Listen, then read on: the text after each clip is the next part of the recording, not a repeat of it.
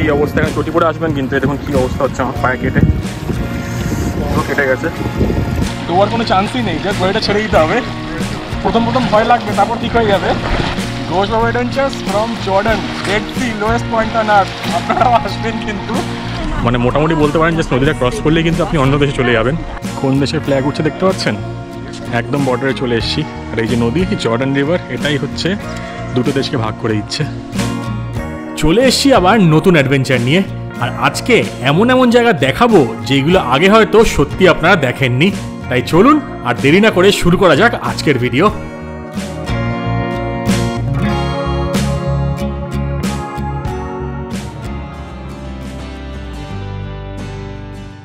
Mount নিবো থেকে এই পাহাড়ি ডেঞ্জারাস রাস্তা দিয়ে আমরা ড্রাইভ করে ৩৫ কিলোমিটার যাব আর পৌঁছে যাব বেথানি বিয়ন্ড দ্য জর্ডান, যেটা কিন্তু খুব ফেমাস একটা রিলিজিয়াস সাইট।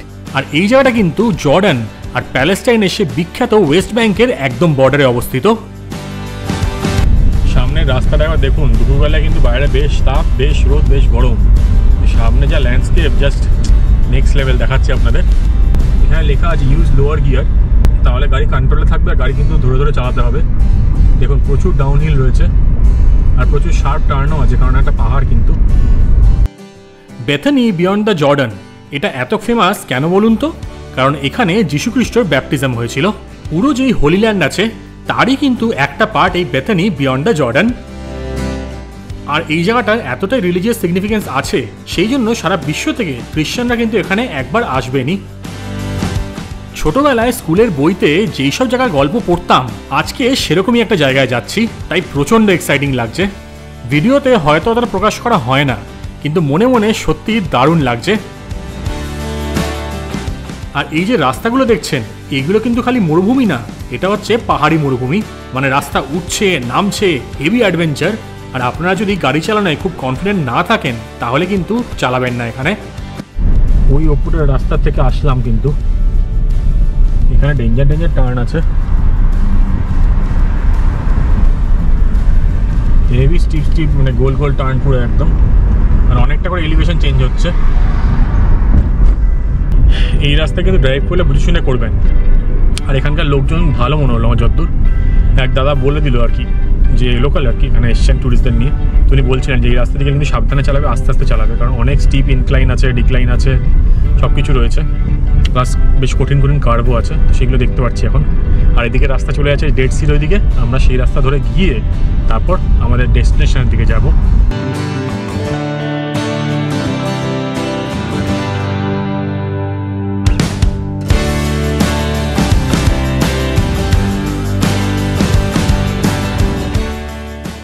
অনেকের মনে এরা প্রশ্ন থাকতে পারে যে এত দূর দেশে এসে রোড ট্রিপ কেন করছি।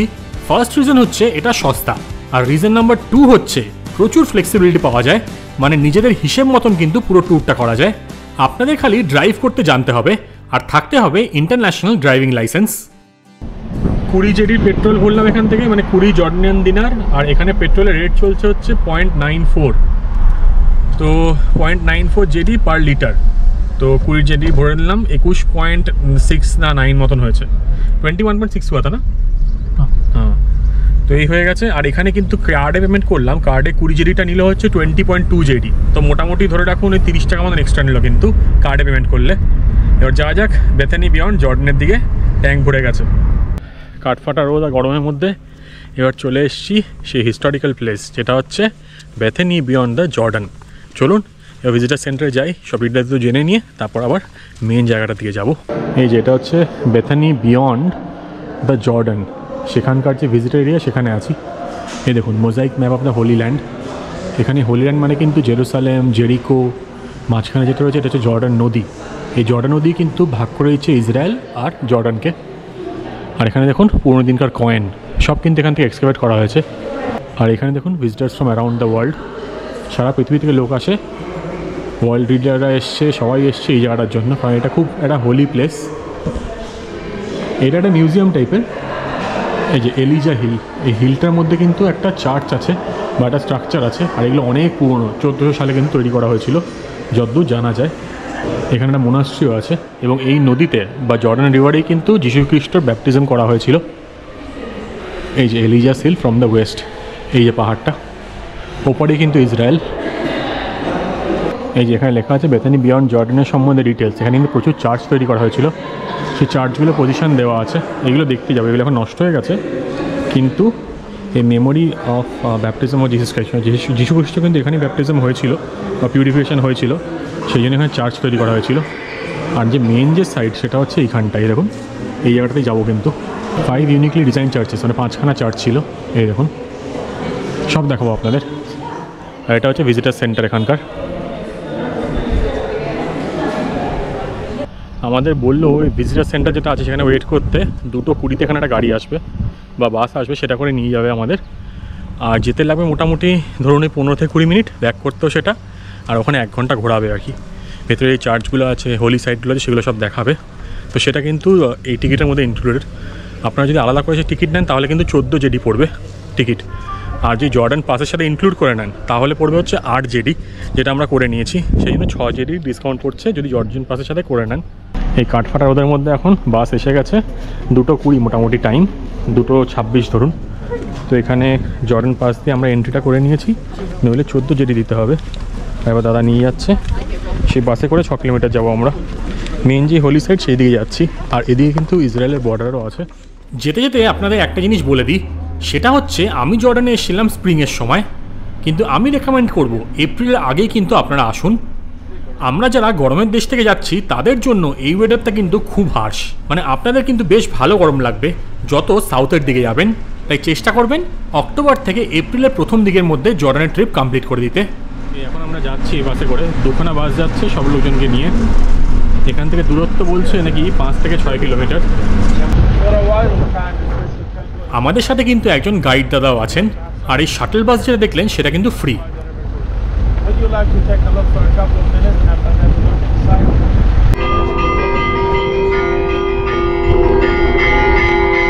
এই যে জন দ্য ব্যাপটিস্টের সাইটে চলে এসেছি, আর সামনেটা কিন্তু 4 ঘন্টা বাজছে। ওইদিকে যাবো, আর জর্ডান নদী কিন্তু ওই সাইডটায়, ওইদিকে যেতে হবে। প্রথমে একটা সুভিনিয়ার শপ আছে, সেখানে বলছে একটু দেখে নাও, যদি কিছু দেখতে চাও বা কিনতে চাও তো দেখে নিতে পারো। তো প্রথমে এই স্পটটা, তারপর এদিক দিয়ে জর্ডান নদীর দিকে যাব।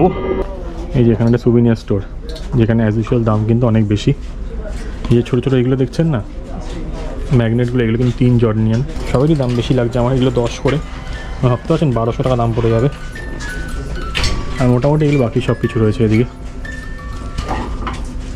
চাইলে নিতে পারেন। কিন্তু এই দেখুন এই যীশু খ্রিস্টর এই ক্রসটা হচ্ছে 8 জেডি। মোটামুটি আপনার দামগুলো দেখিয়ে দিচ্ছি।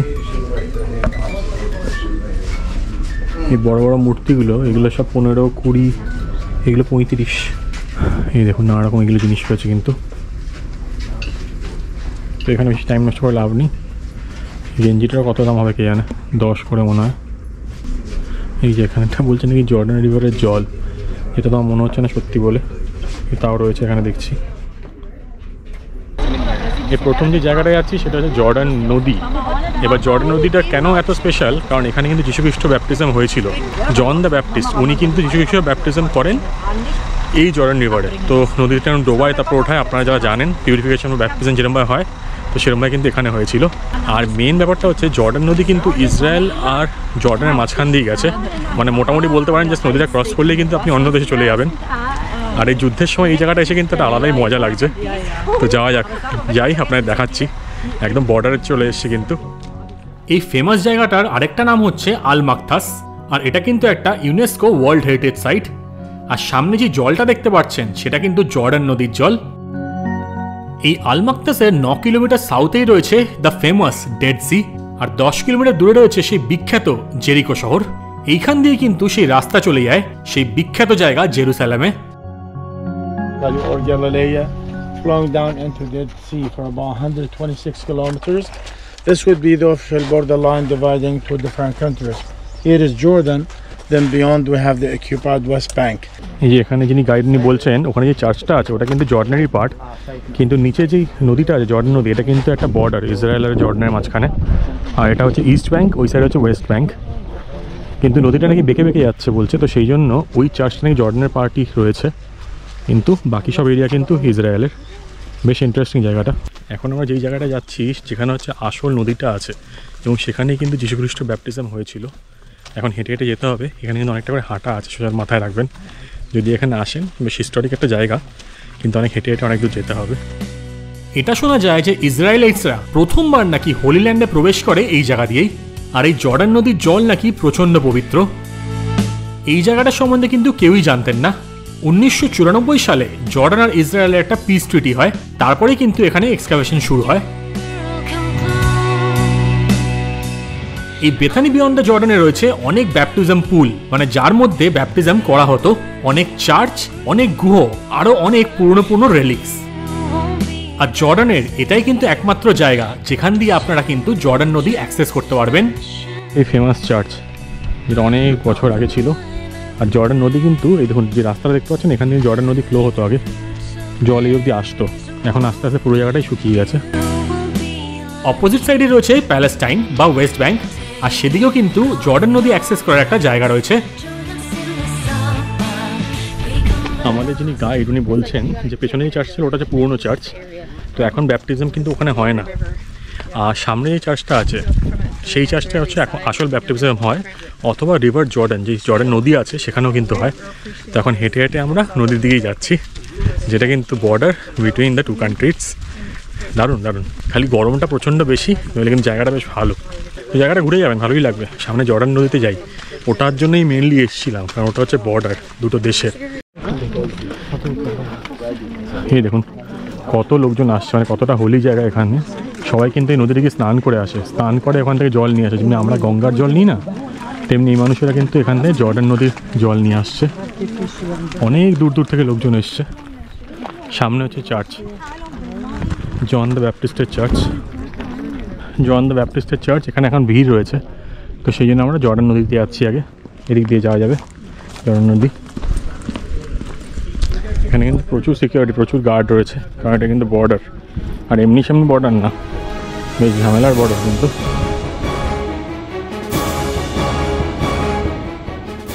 এবার চলে এসেছি সেই বিখ্যাত জায়গা জর্ডান নদীর পাড়ে। আর এই নদী কিন্তু ভাগ করে দিচ্ছে দুটো দেশকে। ওপারে রয়েছে ওয়েস্ট ব্যাংক, আর এপারে রয়েছে জর্ডান। আর নিচে যে জায়গাটা দেখতে পাচ্ছেন, সেখানে নেমেই আপনারা কিন্তু এই হোলি ওয়াটার বা পবিত্র জল নিয়ে আসতে পারেন, বা এখানে স্নানও করতে পারেন। এতকাল জাস্ট বইতেই পড়েছি, টিভিতেই দেখেছি, এবার নিচে চলে এসছি এখানে। ওপারটাকে দেখতে পাচ্ছেন, কোন দেশের ফ্ল্যাগ উঠছে দেখতে পাচ্ছেন, একদম বর্ডারে চলে এসছি। আর এই যে নদী জর্ডান রিভার, এটাই হচ্ছে দুটো দেশকে ভাগ করে দিচ্ছে। ওইদিকে রয়েছে ইসরায়েল, আর এদিকে আমি রয়েছি জর্ডানে। দারুণ ইন্টারেস্টিং আর দারুণ ফেমাস আর হিস্টোরিক একটা জায়গা, আলাদাই মজা। কিন্তু একটা জিনিস নোটিস করলাম, সেটা হচ্ছে ওদিককার ইনফ্রাস্ট্রাকচারটা দেখুন, কত সুন্দরভাবে সাজিয়েছে, কত ভালো পয়সা দিয়েছে ঢেলেছে আর কি এর পেছনে। আর এখানে কিন্তু সেরকম কিছুই নেই, এই পুরোটাই কিন্তু সেই হোলি ল্যান্ড, এবং সেই জন্যই কিন্তু এই জায়গাটা সিগনিফিকেন্স এত। দেখুন ওখানে লোকজন জলে নামছে, জলে নেমে পা ধুচ্ছে কিন্তু, বা হাত ধুচ্ছে, জল নিয়ে যাচ্ছে। মানে আমাদের গঙ্গা যেরকম না, এখানকার জর্ডান নদীও কিন্তু সেরকম, কারণ এখানে যীশুখ্রিস্ট ব্যাপটিজম হয়েছিল।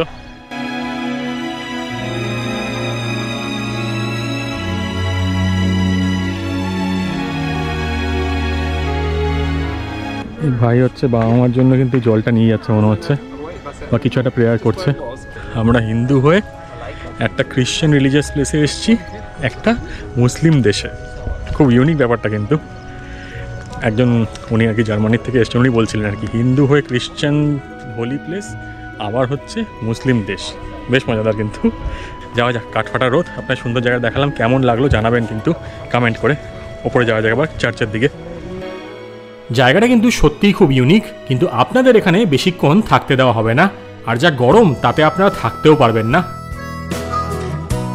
এবার যাওয়া যাক জন দ্য ব্যাপটিস্টের চার্চে।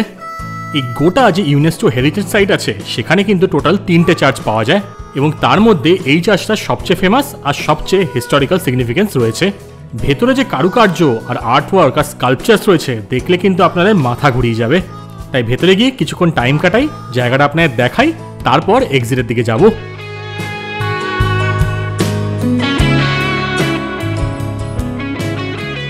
এখানে কিন্তু জন দ্য ব্যাপটিস্টের মিউজিয়ামও আছে। এটা দেখাচ্ছেন, এটা আলাদা করে আপনার প্রাইভেট ট্যুর নিয়ে দেখতে পারেন।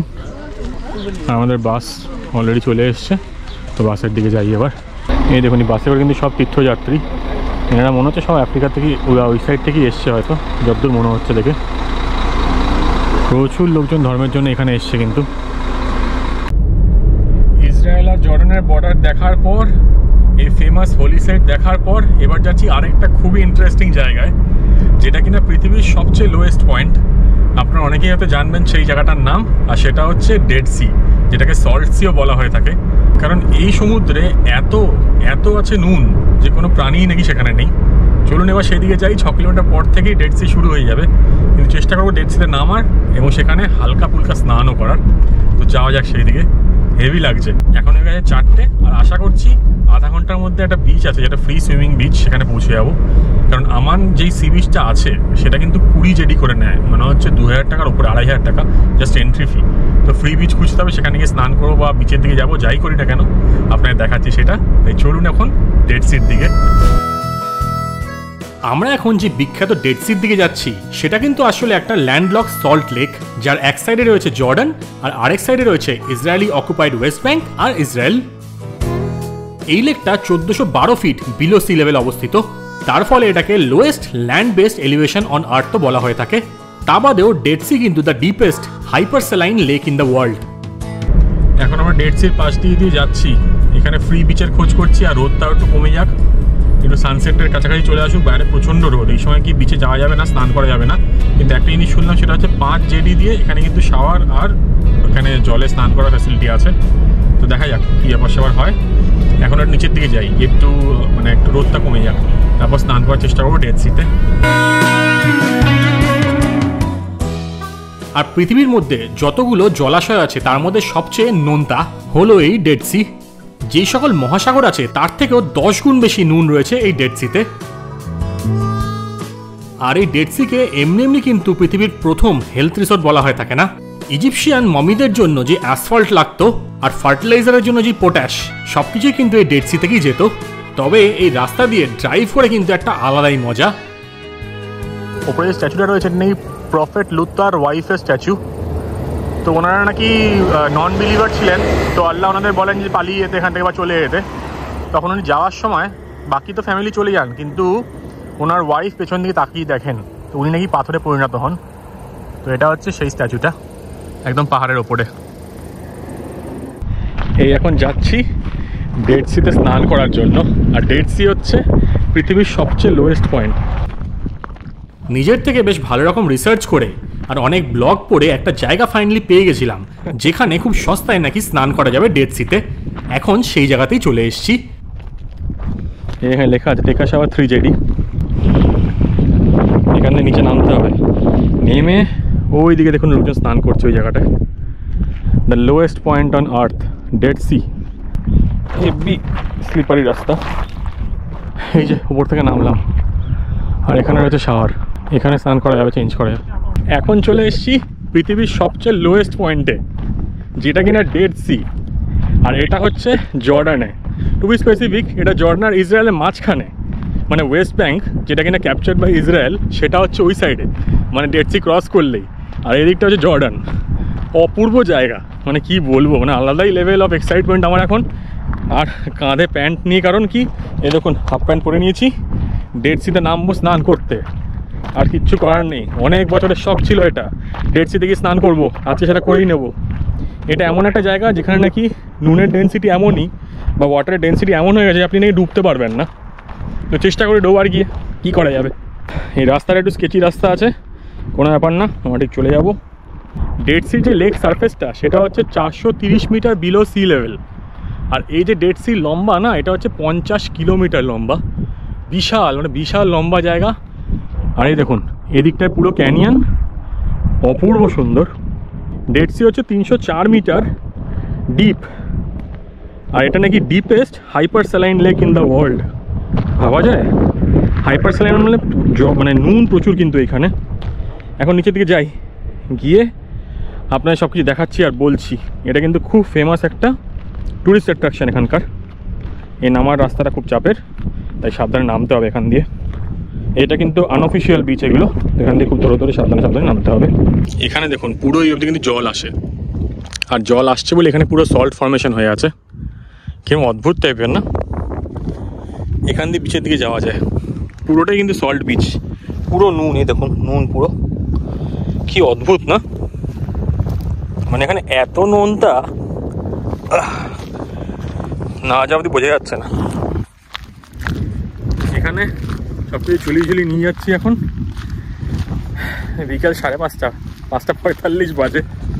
হেভি লাগছে কিন্তু, দারুণ সুন্দর সিনসিনারি। আর এরকম একটা ন্যাচারাল ওয়ান্ডার দেখতে ভালো তো লাগবেই বলুন। মাটিটা দেখাচ্ছি আপনাদের, পুরো একদম ইউনিক ফরমেশন। হচ্ছে এটাকে ডেড সি কেন বলে? এখানে কোনো প্রাণী জীবিত থাকতে পারে না, কারণ এত নুন রয়েছে এখানে জলের মধ্যে। এই দেখুন মাটিটা কিরকম হয়ে গেছে। আমি জীবনে অনেকই ভুল করেছি, কিন্তু আজকে ডেড সিতে এরকম একটা আননোন বিচে নামা, সেই মিস্টেকের খাতার কিন্তু একটা নতুন এন্ট্রি হয়ে গেল। আমি এমন একটা জায়গায় নেমেছিলাম যেটা কিন্তু অফিসিয়াল বিচ না, তাই সেখানে প্রচণ্ড শার্প ফরমেশনস ছিল, যাতে আমার হাত পা সব কিছু কেটে যায়। খুব ব্যথা লাগছিল, কিন্তু তাও সহ্য করে ভেতরে ঢুকে গেছিলাম। ভাবছিলাম আমি হয়তো কিছু ভুল করছি, কিন্তু তা না। এই অবস্থা, এখানে চটি পরে আসবেন কিন্তু। দেখুন কি অবস্থা হচ্ছে, আমার পায়ে কেটে কেটে গেছে।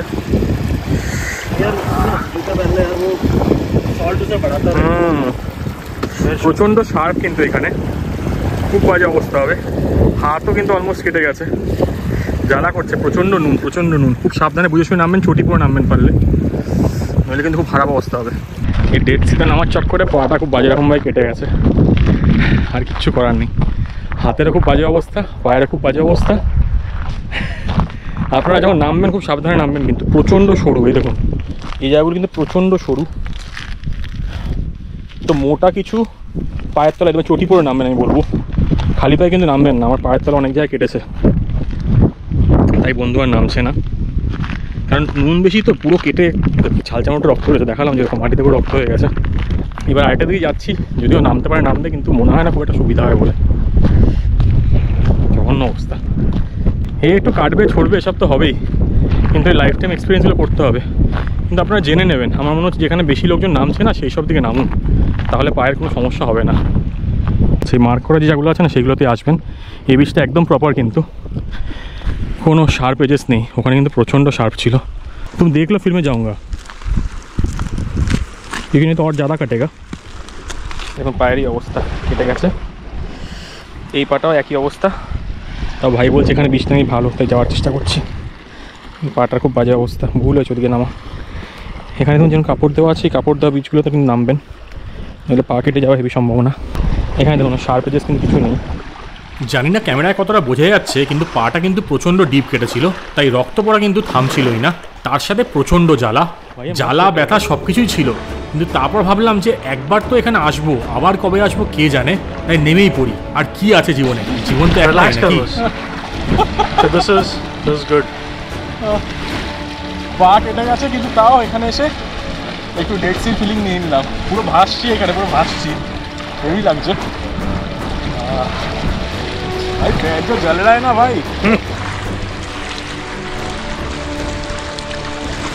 আপনারা যদি এরকমভাবে ডেড সিতে এসে না ভাসেন, তাহলে আর জীবনে কী করলেন বলুন তো। জর্ডান আসলে কিন্তু ডেড সিতে নিশ্চয়ই আসবেন। জাস্ট বডিটাকে আমার ছেড়ে দিন আর বিন্দাস ভেসে থাকুন, আর কোনো চাপ নেই। হেভি লাগছে, সানসেটের টাইমে এরকম করছি, ডোয়ার কোনো চান্সই নেই। জাস্ট বডিটা ছেড়ে দিতে হবে। প্রথম ভয় লাগবে, তারপর ঠিক হয়ে যাবে। এখন ভাই স্নান করলে আমি উপরে উঠে গিয়ে বাইরে ভিডিও করি। Ghosh Baba adventures from Jordan, dead sea, lowest point on earth. আপনারাও আসবেন কিন্তু, দারুণ।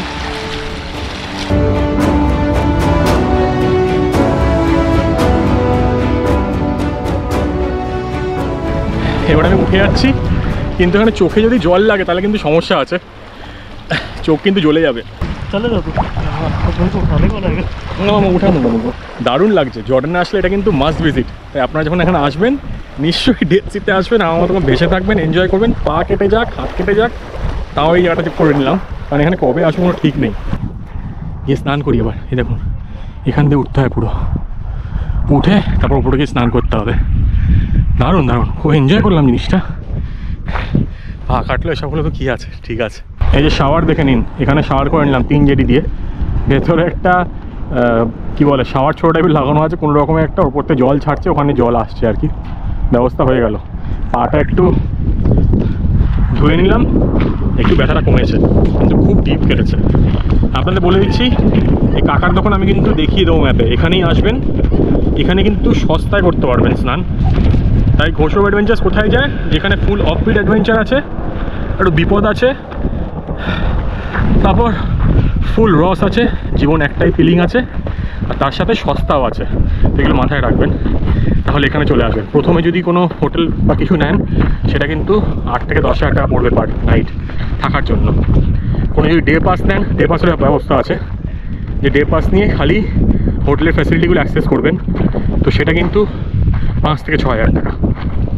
আর তারপর অপশান হচ্ছে আমান বিচ যদি যান, সেটা হচ্ছে 20 জেডি, মানে ভাবুন 2500 টাকা মতন। আর ফাইনাল হচ্ছে যেখানে একটু জিজ্ঞেস করলাম, সেটা হচ্ছে 5 জেডি, এখানে হচ্ছে 3 জেডি। কুকুরগুলো চলে এর সঙ্গে অ্যাটাক করার জন্য, তাই আমি পালাই এখন।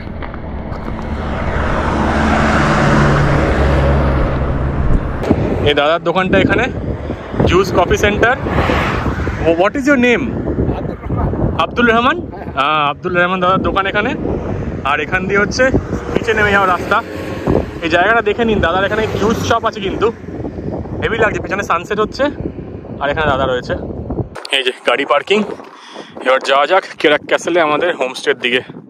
আরও 40 কিলোমিটার যেতে হবে। সানসেটটা দেখে নিলাম ডেড সি থেকে, অনেক জীবনে একটা শখ ছিল, পূরণ করে নিলাম। অনেক কালে শখ ছিল কিন্তু ডেড সি আসবো, এরকম ডেড সিতে ভেসে থাকবো। আর সানসেটটা কিন্তু কোনো সময় এক্সপেক্ট করিনি যে এত সুন্দর সানসেট দেখতে পাবো, তো সেটাও দেখে নিলাম। দারুণ লাগছে, দারুণ। এখন এইসব জায়গায় এসে মনে হয় যে যতই দামি জিনিস কিনে নিন, দামি গাড়ি কিনে নিন, দামি ক্যামেরা, দামি ফোন, কিন্তু এই ঘুরে বেড়ানো, নতুন নতুন যে এক্সপিরিয়েন্স করেছে আর কী মজা, এটা কিন্তু কোনো রিপ্লেসমেন্ট হয় না দাদা। এটুকু বলতে পারি, ঘুরে ঘুরে এইটুকু ফিল করছি। জানি না কতদিন ঘুরতে পারবো, কিন্তু এইগুলো উপভোগ করে নিচ্ছি। আপনারাও করুন, কারণ জীবন কিন্তু একটাই। এরপর অনেকটা ড্রাইভ করে আজকের আমাদের নাইট স্টে যেখানে, সেখানে পৌঁছে যাই। আর সেই পাহাড়ি গ্রামটার নাম হচ্ছে কেরাক। সেখানে রয়েছে কেরাক ক্যাসেল নামের একটা অপূর্ব সুন্দর আর হিস্টোরিক জায়গা, যেটা আপনাদের দেখাবো নেক্সট পর্বে। তাই স্টে টিউন টু ঘোষব অ্যাডভেঞ্চার্স। আর আমার ভিডিওগুলো ভালো লাগলে প্লিজ কিন্তু আমাকে সাপোর্ট করবেন, তাহলে আমি এরকম এক্সপিরিয়েন্স আরও শেয়ার করতে পারবো। আর ভিডিও শেষ করার আগে একটা কথা আপনাদের আবারও বলবো, আপনারা সকালে ভালো থাকবেন আর ঘুরতে থাকবেন, কারণ মনে রাখবেন জীবন কিন্তু একটাই।